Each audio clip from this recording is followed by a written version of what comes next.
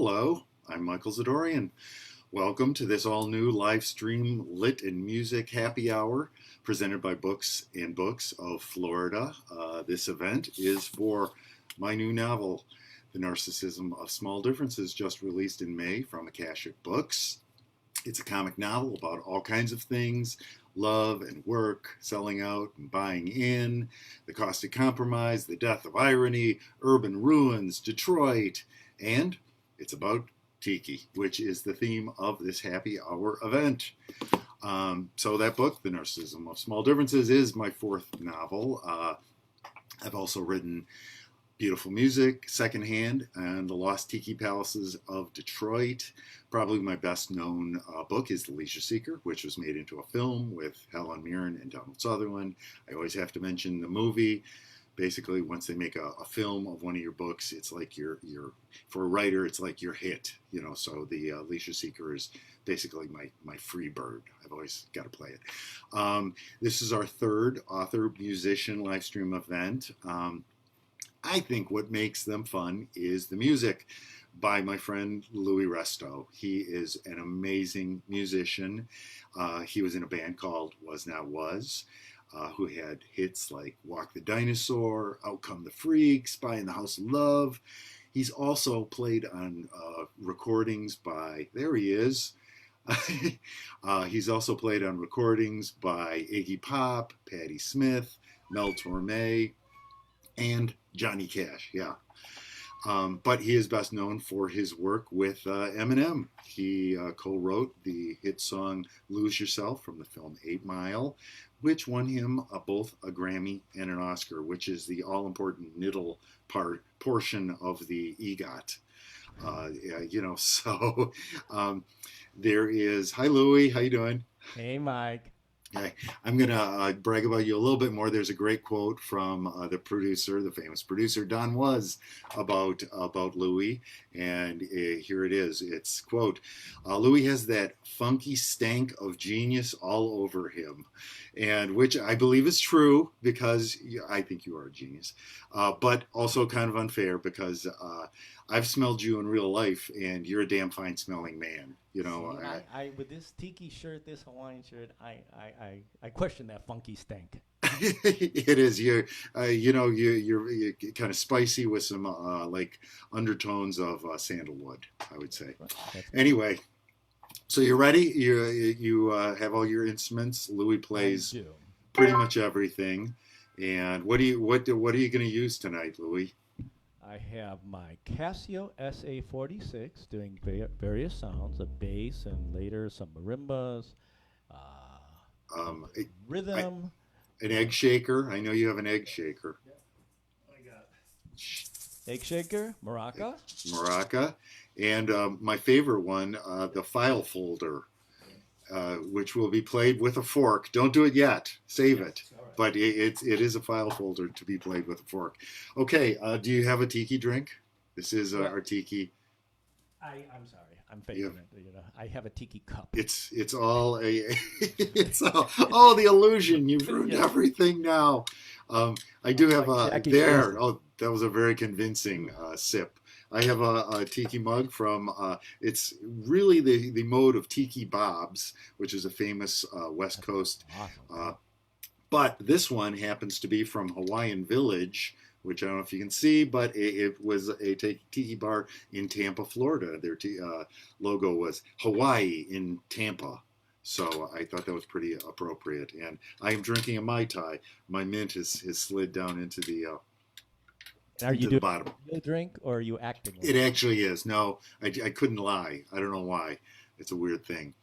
Um, well, I happen to know that Louis dug deeply into the Exotica canon for to prepare the music for this event, and Sweet. it's pretty amazing. All the giants: Martin Denny, Les Baxter, Esquivel, Corla Pandit, even. And so I think it'll be a lot of fun. So and finally, just before we start, do you have your Oscar and Grammy with you? I happen to have it right here. And Good. He's got a swizzle stick. He's got a swizzle stick. All right. Well, that's good. I just feel good knowing that they're there. I feel cooler by association. Okay, our very nice. Our bookstore partner for this event, like I mentioned, is Books and Books. They are a locally owned independent bookstore with locations throughout Florida. And this is a really challenging time for all independent booksellers, but especially in Florida right now where the pandemic is so bad. So Books and Books needs our support. They will have signed copies of Hold Up Book, The Narcissism of Small Differences, available if you. The title. Wrong side. Sorry. Should have rehearsed this part. If you want a signed copy, you can just go to their website, booksandbooks.com. Every order helps support them. And even if you don't want to buy that book, but I do think you should, please buy some other book from them. All their stores are open right now for masked, socially distant shopping and curbside pickup. Call the individual stores for operating hours. But do it when the weather gets better. It sounds like there's a situation. So anyway, it is appropriate that Books and Books is in Florida since the theme of this happy hour reading is Tiki. So I'm going to read two sections of the book. One short one from the very beginning of the book, which if you have been to one of these, you might recognize some of it. It's just to set up the other tikier part. And after the reading, Louis and I will do a live Q&A. So if you think of a question you might like to ask either of us, and Louis got all kinds of great music stories and working with all kinds of luminaries, please ask. He knows Iggy and everything. So please ask a question and write it in the comments section. And joining us for our Q&A will be Avante Govinder. She will feed us questions from the comments because I'm incapable of operating an iPad while we do this. It's just too much for me. Louis, are you ready? I am. Okay. Well, I'll just set this up then. So, The Narcissism of Small Differences takes place in Detroit of 2009. Not a great time for Detroit. The two main characters are Joe and Anna, who have been a couple for a long time, and who, as they approach their 40s, their relationship starts to change in some ways that they're not really sure about, let's just say. Bit of a couple's identity crisis. So I'm going to start with that short section from the third chapter. In that part, Joe and Anna have just had a conversation that Joe did not want to hear, did not want to have, about whether or not they are weird. And that's actually the first line of the book. Are we weird? After that, Joe needs a drink at his local hangout, which is called the Midlands, and that's where we'll start the reading. And from there, we'll jump all the way to chapter 23 to an actual tiki party months later. Okay?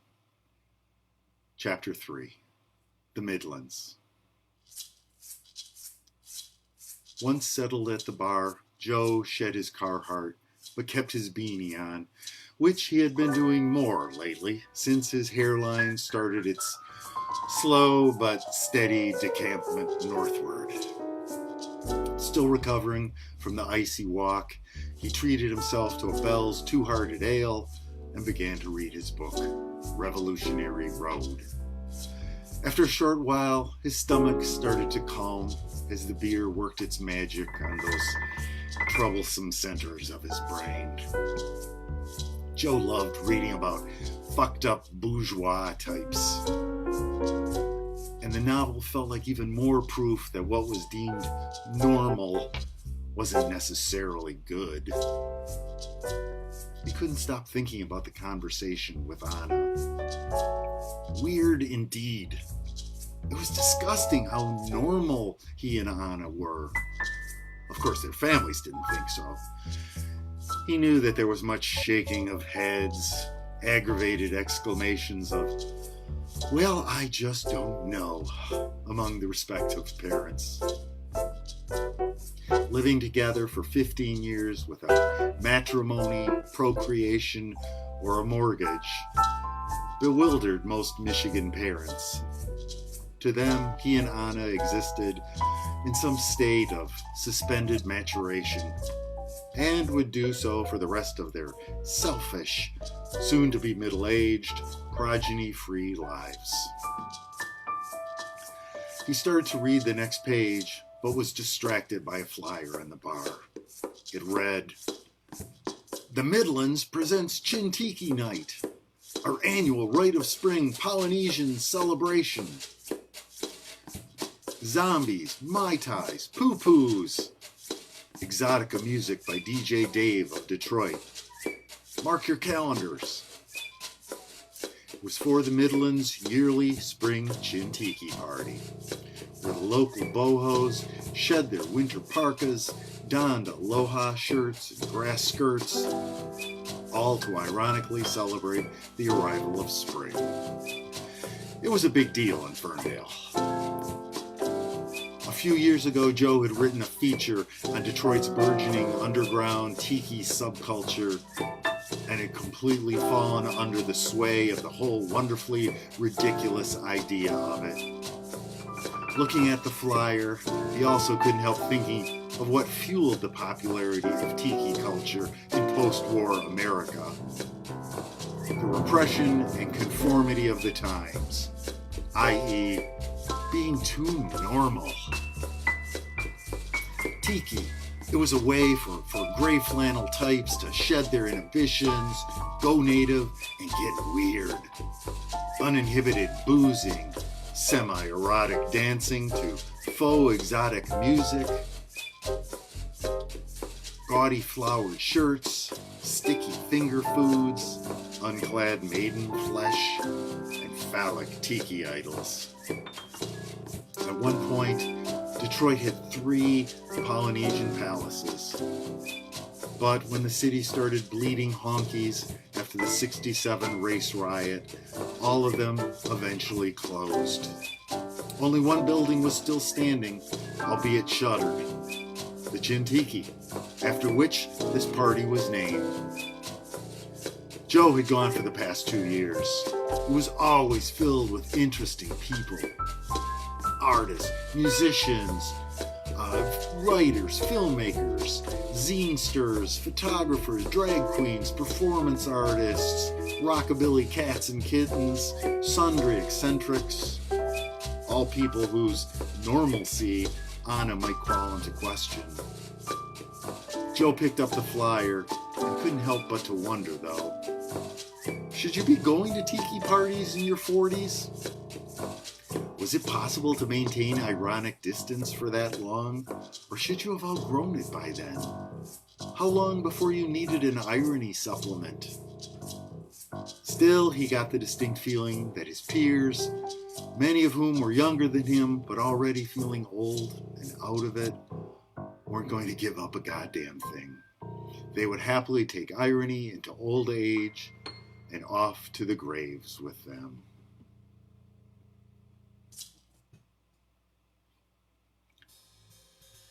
Chapter 23.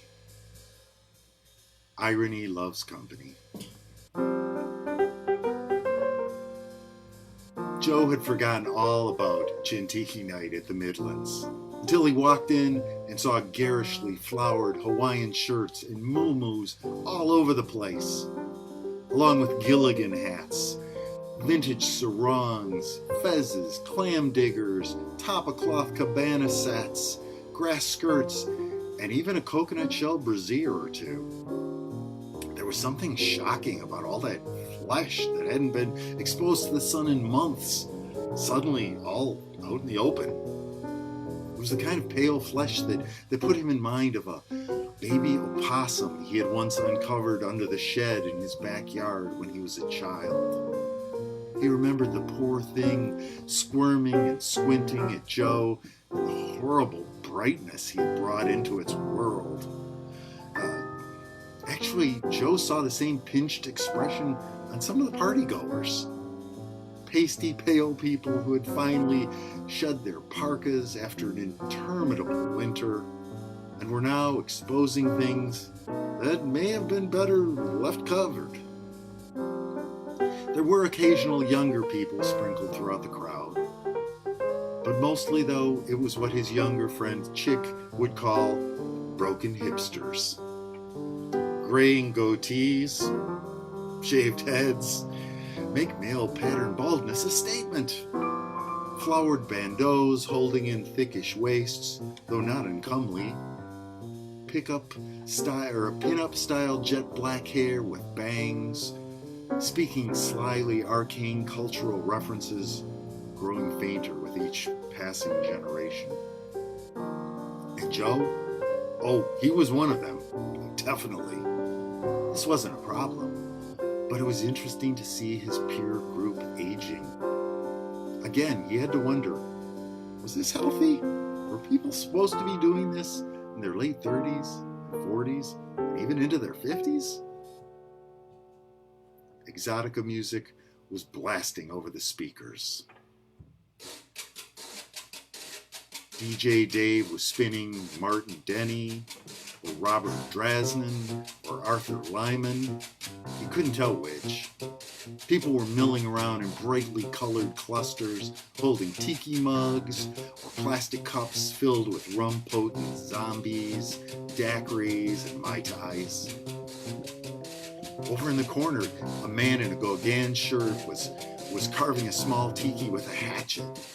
Wood chips were flying all over the place as people stood by observing. It was fascinating. But Joe couldn't help wondering if hatchets and alcoholic beverages in the same room was a good idea. Only time would tell. It was a fun scene, the kind that usually made Joe happy. Tonight, he felt disoriented. He had been hoping for just a quiet drink with his friends, and now he was thrust in the middle of a Polynesian shindig. In past years, he had looked forward to this event, but this year, he had completely forgotten that it was happening. He wasn't even wearing anything vaguely tropical. Still, there was something about this music, about the crowd, that was lifting his spirits. He gave himself over to that, headed up to the bar, elbowed his way through, and ordered a zombie. Just then, someone tapped him on the shoulder, and he saw that his friends Malcolm and Chick were right behind him. "Hey, you guys, you want some drinks?" "Whatever you're getting," said Malcolm. Joe ordered 2 more, paid, headed back through the crowd, carrying the drinks, carefully triangled in 2 hands, hoping no one would jostle him. For a moment, he couldn't see the guys.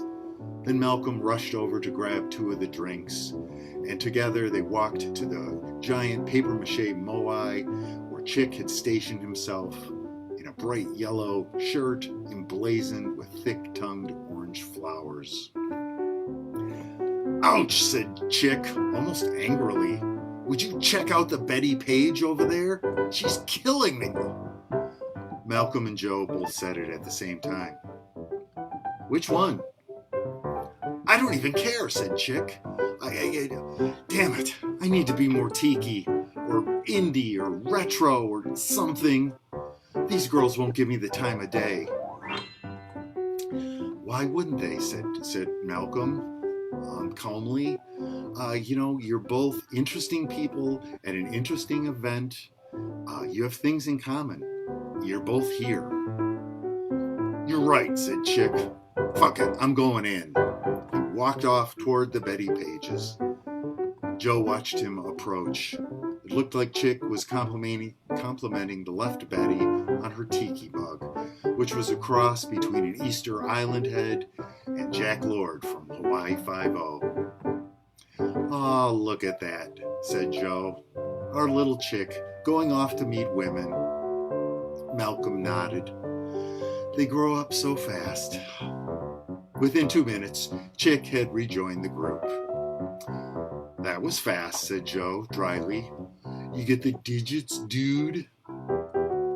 Chick shot him a look. "I'm going to ignore the fact that you're way too old to be saying dude," he said, flashing a set of air quotes at Joe. Joe smiled. He had been trying to wean himself off air quotes lately, but had found it next to impossible.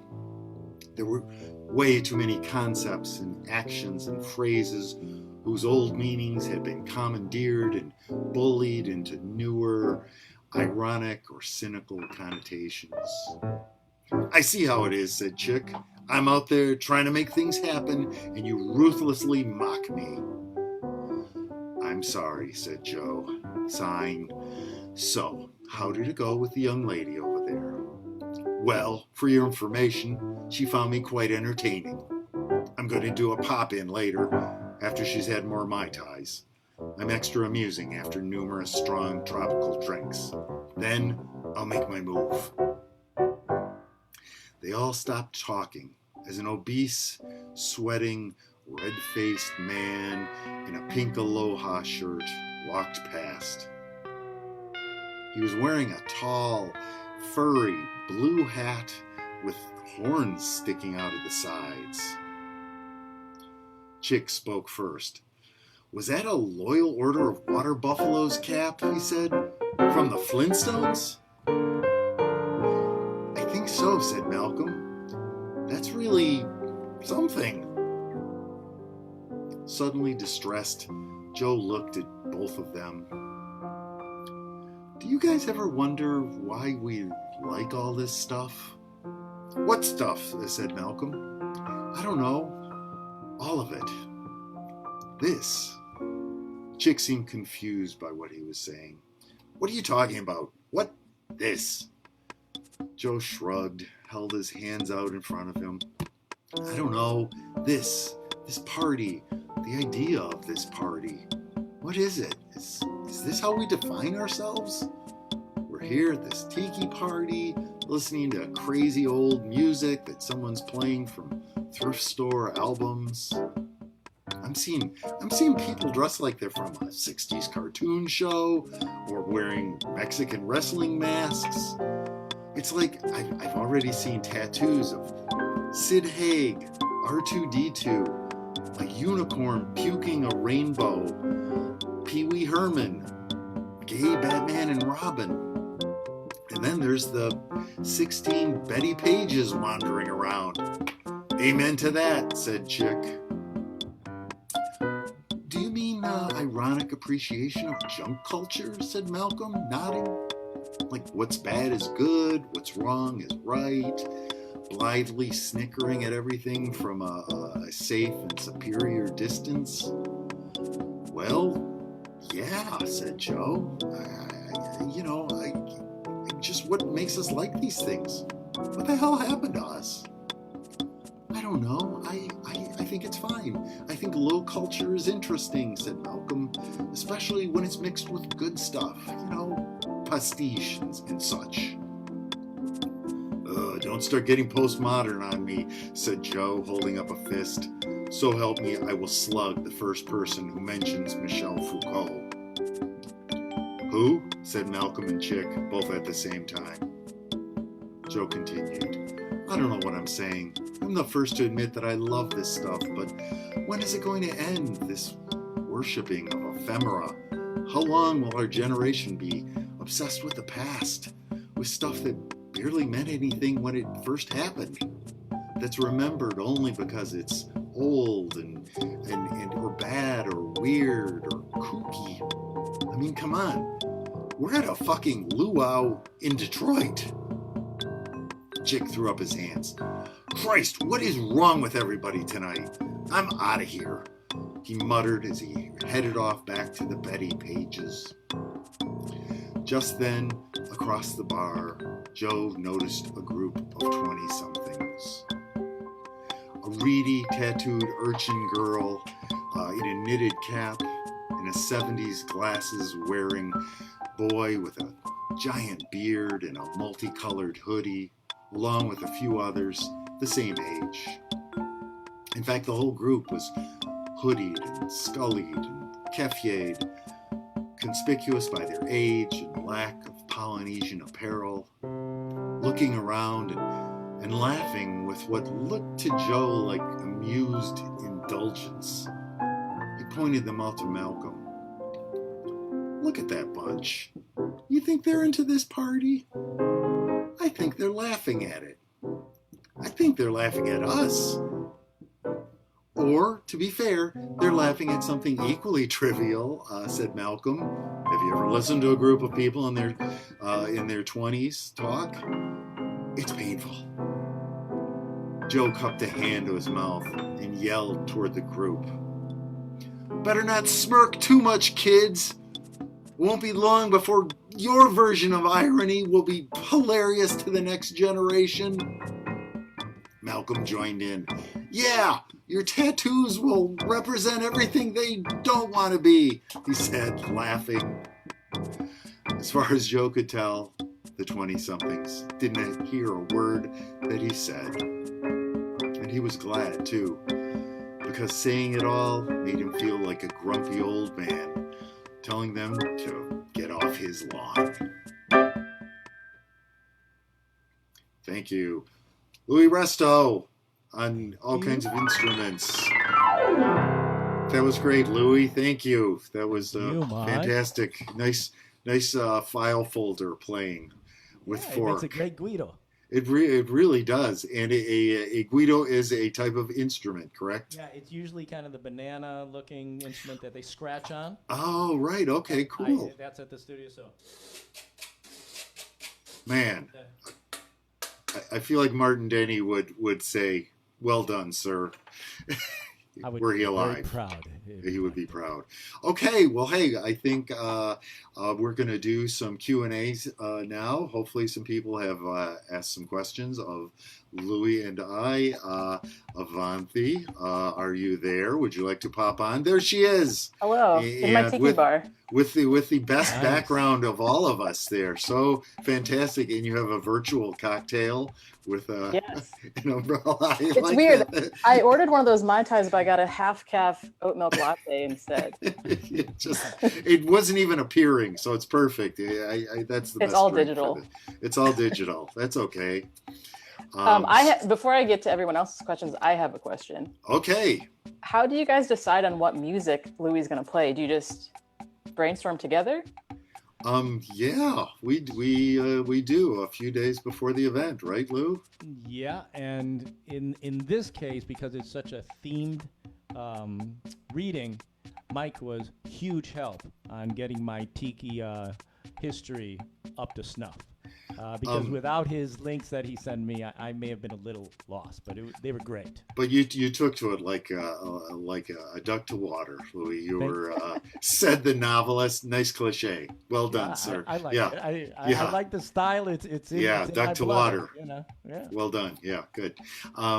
So we did. I did feed Louis a few songs like the tiki classics. Really, just like I said before, Martin Denny and Esquivel and things like that, which he knew all about, but it was good to have a refresher. Louis is conversant in so many musical styles that he's kind of a musical sponge, really. Well, thank you. I've been a fan of Esquivel since my mom had Esquivel records. So they were sitting around, and I thought it was awesome. And he did these crazy studio. He was way ahead of his time.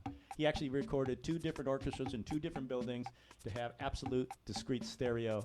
And if anybody, listen to Mucha Muchacha in your headphones, and you'll hear the horns and the vocals go from side to side. Wow. Yeah, it's pretty great. Yeah. It's a lot of fun and all that zoo sort of stuff. Yeah. So there you go. That's what we do, and then we rehearse a lot and sort of add Louis adds little things. I say words aloud, and that's pretty much. Louis handles the rest. Louis handles the rest, really. So are there any questions? There are a few questions. Are you ready? If not, just make some up, please, because I don't want to start crying and say nobody had any questions. So, okay, some questions. Okay, here we go. From Keith, he asks, what's your favorite tiki bar? For me, I think, I would have to at one point said the Kahiki of Columbus, Ohio, but that's been gone for many years. So I really think the most magnificent one is the Mai Kai in Fort Lauderdale. It's incredible, and it really is one of the few last remaining true tiki palaces. I'm guessing they're about 55 years old at this point. Wow. So Yeah, so and they're doing well. That's another good place to support too. I know they're selling cocktails by the gallons and jugs, and they're doing their best to try and stay alive during all this stuff that Florida's going to too. So I hope somebody got a mai tai from the mai tai from the mai kai for this event. So Do you have a favorite tiki bar, Louis? I went to tiki bars that Mike advised me to visit when I was in Palm Springs, and I don't remember the name. So maybe Mike knows it. I want to say the Tonga Hut, but I could be mistaken. There's a couple of great ones in Palm Springs, but I think the Tonga Hut is one of them, and then a smaller one. They're both really nice. But yes, Mike is my tiki leader. Tiki Sensei, I sort of prefer. Do you have like a special belt that you were gifted for being the sensei of tiki? No, you get more of a medallion of some sort. Oh. I mean, in the same vein, Bruce asked if you were ever able to visit the Chin Tiki before it closed. Unfortunately, I was not. It had been closed. I think it closed in 1980. And although I was certainly alive then, but I think that was a little bit before I really was deeply into it. And but I know some people who did tours of it, and who knew the Chins, the family that owned Chin Tiki, and and they did do the occasional little sort of personal tour of the place. But a thing mentioned in the book is that when they were doing, Louis, I should tell you, when they were shooting 8 Mile, some of the crew actually took some stuff out of the Chin Tiki, which is they filmed parts of 8 Mile at the Chin Tiki. Oh, wow. But I'm sure it was. We were doing like a roving studio to whatever the sets were, but I don't remember the Chin Tiki. Yeah, well, I think they just shot stuff there. So, but in any case, fun fact. For anyone who doesn't know, the Chin Tiki is a famous old tiki bar in Detroit, right? That is correct. Yes. It was on 8 Mile. It was in the film 8 Mile, but it was kind of right behind the Fox Theater. Okay. Blanking on the exact street, but yes, pretty much almost right behind the Fox Theater, and it was just open. It was the building was standing up until about 10 years ago, okay. And then it got well, I don't want to, but yeah, demolished in the middle of the night. But which something that plays a part of the book too. That actually even happens in the book. So Martha asked. Or said, I'm not sure I've ever been to a tiki bar. What constitutes one? I think, actually, I would look at Avanti's. I was going to say this. That is a magnificent looking tiki bar. And usually they will have the really fantastic ones like the Mai Kai or whatever. They'll have different rooms with kind of different motifs often. They'll often have giant moais, like those big sort of totem looking things behind Avanti. Lots of stuff. But mostly I think the most important thing about a tiki bar is that they're immersive. You walk in and it feels like you've entered kind of a different world. There's usually no windows. Sometimes they will have fake windows with rainstorms happening outside them. They're a good one kind of really immerses you into a whole different world. How did you get into tiki culture? I got into it by way of the music. I think there was there was kind of a big lounge revival in the 90s, and there were these books, the research books, where they talked a lot about thrift store music, and people were buying albums that they would get at estate sales and thrift stores, and a lot of that was Exotica, and it really sort of started a whole kind of lounge music movement, and that's around when I got interested in, so early 90s. Let's see. Pam asked, were any of the characters in your book inspired by people you've worked with? Yes, some of them were inspired by people I worked with, friends. I hoped that they were loving portraits, and So, I think, Jack Kerouac used to like mythologize his friends. So that's the way I like to think about it, is that, maybe the names are different, but there's definitely some traits. But I mean, if I need somebody to do something horrible, I'll make one of those characters do something too, something that they would never dream of doing in real life. But Malcolm later murders some guy, but that is not true at all. So I'm going to pick up my copy and go. Yeah. How much of the book was inspired by real life? That one's from Noah. From Noah, something. It's a lot of it was inspired by, I think experiences in advertising. I worked in advertising for a long period of time, and so a lot of that was inspired. A lot of that in the book was inspired by real life things, and it's kind of an interesting thing to do. I mean, I hope, I think what I tend to write is, literary fiction, but this is like a crazy book with, I don't know, literary fiction with tiki in it, and abandoned buildings, and urban exploration, and all kinds of stuff. And so I steal from everything, and so certainly some stuff from real life, but I would say mostly like a lot of the advertising things. Okay.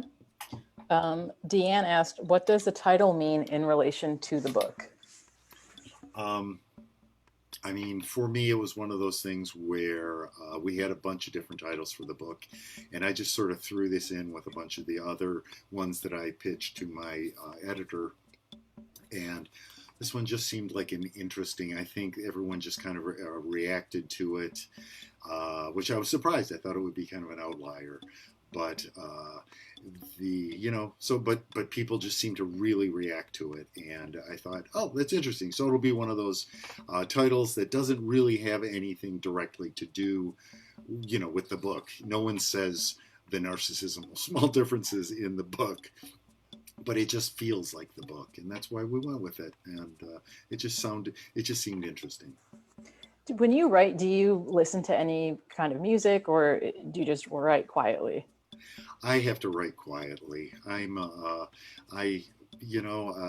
It's just, I wish I could, because I know a lot of writers who do, but I really can't. But I don't know, Louis, I mean, you must have to absorb music at all times just to, but I mean, I guess when you're composing, you're hearing music, right? Yeah, and if I'm composing, a lot of times I don't like to be influenced by other pieces, so I will kind of shut down my listening at those moments. But when I'm working, in quotes, when I'm doing a certain purposeful gig, if it's a session, oftentimes CDs, they would play them for me, and I'd kind of absorb that, and in that context, I'm listening to everything around me to kind of input. Well, if I'm doing my own thing, usually I like to stay away from it, because I'll be pulled so hard to it, and I'm so used to imitating and sometimes really direct, and then that happens, Yeah, there's certain times when I have to not read when I'm working, or not read anything that has anything to do with what I'm writing at the time, because it can really overly influence things. So it's good to be careful that way for me, in this much the same way. Louis, when you're writing instrumental music, do you write to a narrative? I improv a lot, and so I guess that would be the narrative. Whatever it is I'm supporting. Like in this case, it's Mike, and obviously this was a thematic thing, so it was in a tiki vein, listening to his words, having them influence what I play. When it's out of context, like some of the other readings we did where it wasn't so tiki themed, I'm taking his narrative really straight and letting it affect what I play, and hopefully it will stay away from too schmaltzy or too direct of a quote from what he's doing. But sometimes direct quotes work really well too, though. As the Flintstones thing. Oh yeah, I mean, I watched way too much TV growing up, and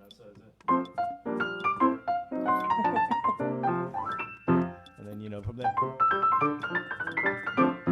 So, it's those I love TV themes, and they're a great nostalgic element to go back. And didn't you used to slip those in church sometimes when you would play? Yes, because I didn't know the usual hymnals, so all I knew were TV themes. So I would,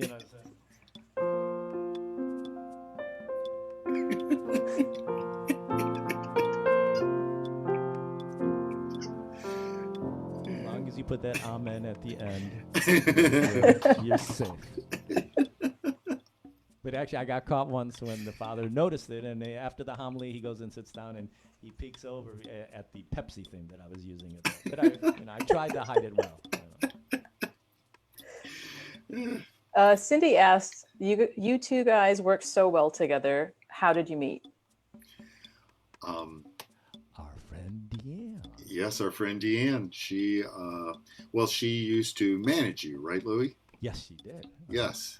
And also, I used to work with her at an advertising agency, and she wound up her worlds kind of collided at one point, and some of her music friends. I think I remember specifically where I seem to remember Mike's face sitting in the crowd at a gig we did in Toronto.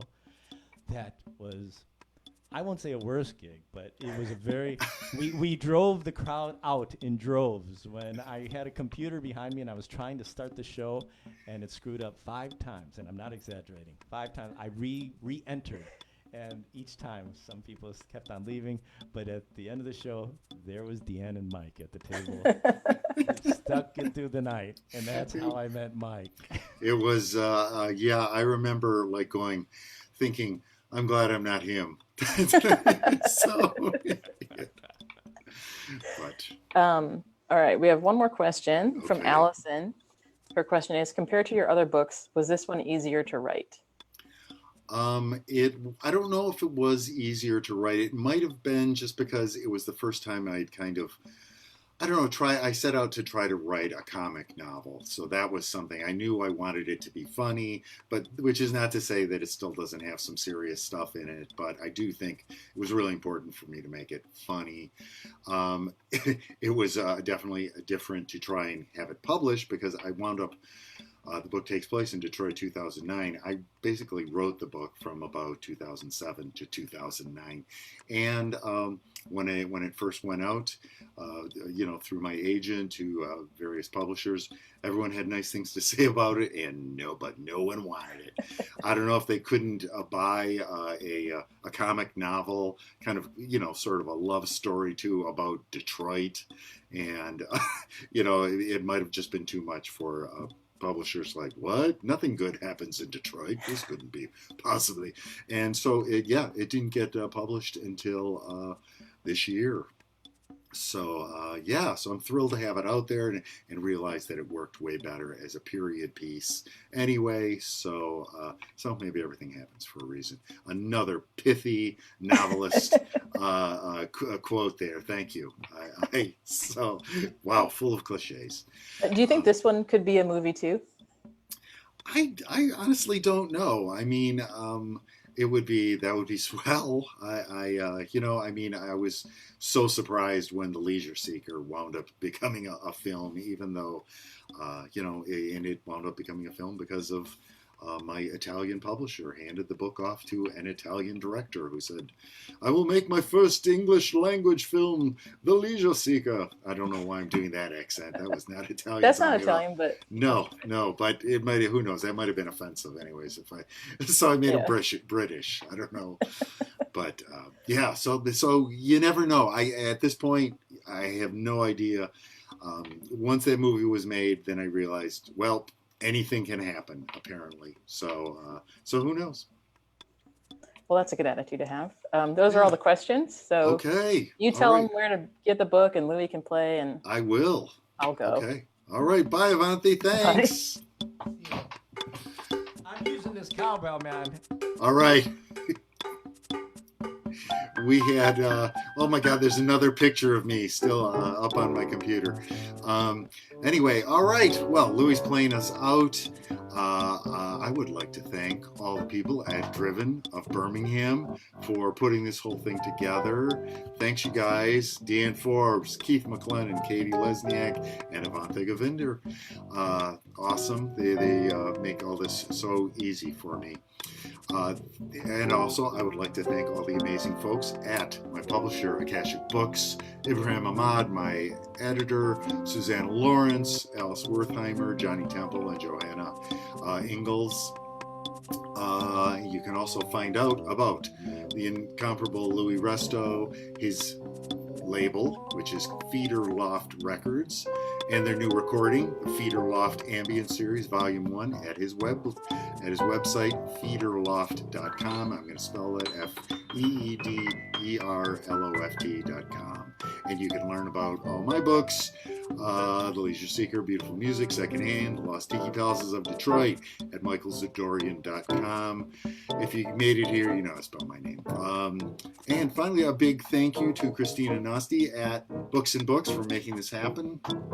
If you'd like a signed copy of The Narcissism of Small Differences or any other book, please go to booksandbooks.com. Every copy sold goes to support their stores, which are all open for business right now, masked, socially distanced shopping, and curbside pickup. Please support them. And finally, thank you to everyone who watched tonight. Mahalo.